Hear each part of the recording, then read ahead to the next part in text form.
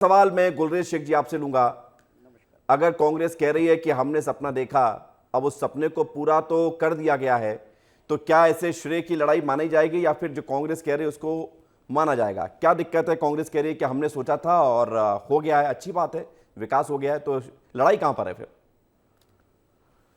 देखिए, मैं तो कहता हूँ कि एक नोबेल प्राइज जैसे स्वीडन देता है, नोबेल पीस प्राइज, इसी प्रकार का एक सपने देखने का भी एक नोबेल प्राइज मिलना चाहिए, नोबेल ड्रीम प्राइज।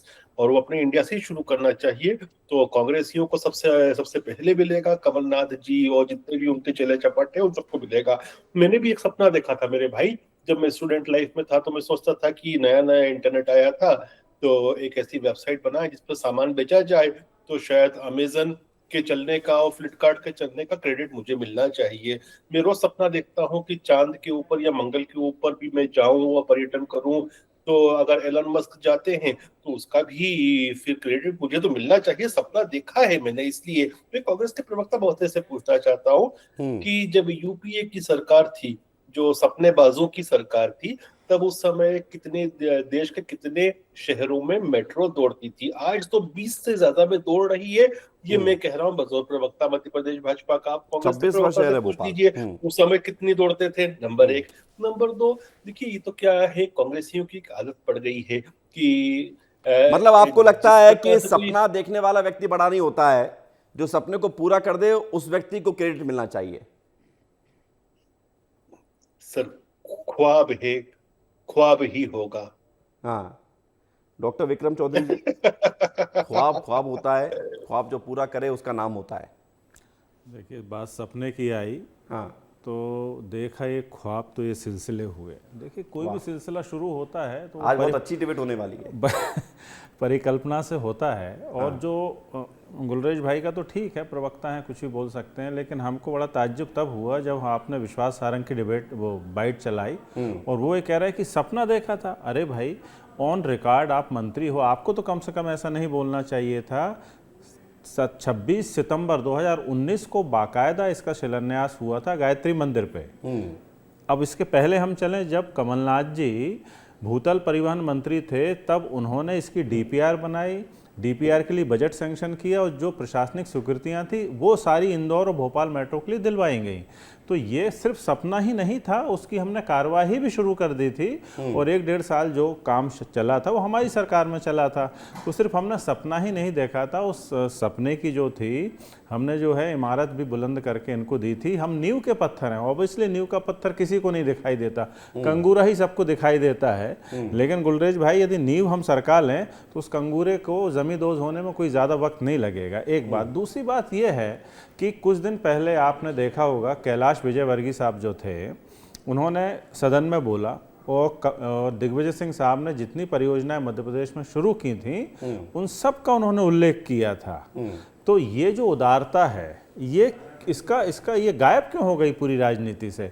हम ये थोड़ी कह रहे हैं कि आप कमलनाथ जी को बुला के फीता कटवा देते, लेकिन एक लाइन सदस्यता से मुख्यमंत्री महोदय बोल भी तो सकते थे। इतनी 22 साल की सरकार, बम्पर बहुमत, फिर विपक्ष से ऐसा क्या कतराना, विपक्ष का इतना क्या भय है? ये भय बताता है ठीक है, कि कुलदीप सिंह जी इसका आपको जवाब देंगे कि विपक्ष का भय है या नहीं। दिनेश हाँ, गुप्ता जी, एक सवाल मैं आपसे पूछ रहा हूं कि श्रेय वाली सियासत कोई नई बात नहीं है, और चूंकि जनता के बीच ये मैसेज जाना चाहिए कि भाई हमने किया है, और श्रेय वाली होड़ तो बहुत जगहों पर दिखाई देती है, लेकिन अगर सियासत में दिखाई दे रही है तो इसका जो पर्सपेक्टिव होता है वो बड़ा हो जाता है, क्योंकि जनता के बीच मैसेज जाता है। क्या जनता ये याद रखती है कि किसने क्या किया? नहीं, देखिए, याद रखती भी है, ऐसा नहीं है कि याद नहीं रखती है। उसको, जनता को हम ये थोड़ी कह सकते हैं कि उसको कुछ नहीं मालूम। वो आज भी याद है उसे, कल भी याद है। लेकिन ये बहुत सारी चीज़ें होती हैं ना कि वोटों की राजनीति से परे होती हैं। हर चीज़ में जो सियासत है वो सियासत तो सियासत है, क्योंकि राजनीति चलती उसी से है। और जब आप, जो राजनीति में बहुत सारे ऐसे उदाहरण होंगे, पोखरण भी है, अटल बिहारी वाजपेयी ने भी हमेशा जिक्र किया कि नरसिंह राव ने उन्हें जाते जाते किस तरह का एक संकेत दिया था, किस तरह की टिप दी थी जिस पर उन्होंने आगे काम किया। तो जो, यदि आपने कुछ किया है तो उसे बड़े दिल से स्वीकार करना चाहिए कि साहब, ये जो उपलब्धि थी, ये जो शुरुआत थी, ये फलां आदमी के द्वारा की गई। इससे आपका कद नहीं घटेगा, आपका कद बढ़ेगा। जब आप स्वीकार करते हैं किसी दूसरे की उपलब्धि तो आपका कद बढ़ता है, लेकिन जब आप दूसरे की उपलब्धि को अपने सर माथे लेते हैं तो कहीं ना कहीं फिर ये जो सियासी रूप है ना वो हमारे सामने होता है। देखिए ये जो मेट्रो की बात है इसको लेकर बहुत सारी चर्चाएं कई सालों तक चली। शिवराज सिंह चौहान तो बहुत 2018 तक मुख्यमंत्री थे और वो तो जो है लगभग हर बड़ी परियोजना योजना का शिलान्यास करके चलते थे। उन पर तो ये आरोप ही लगता था ना कि वो नारियल अपने साथ लेकर चलते थे, लेकिन इसके बावजूद उन्होंने मेट्रो का नारियल तो नहीं फोड़ा। जो जिसने फोड़ा है, और इसके बाद शिवराज सिंह चौहान आए, उन्होंने उसको गति दी। उन्होंने तो शिवराज जी ने जब उसको ट्रायल रन चला था तब भी तो उन्होंने औपचारिक उद्घाटन कर दिया था। फिर कल क्या जरूरत थी? शिवराज जी का भी तो एक जिक्र होता है ना कि वो भी उससे जुड़े हुए हैं। तो जितने भी लोग जहाँ भी जिन चीज़ों से जुड़े हुए थे, ये विकास की चीज़ें हैं।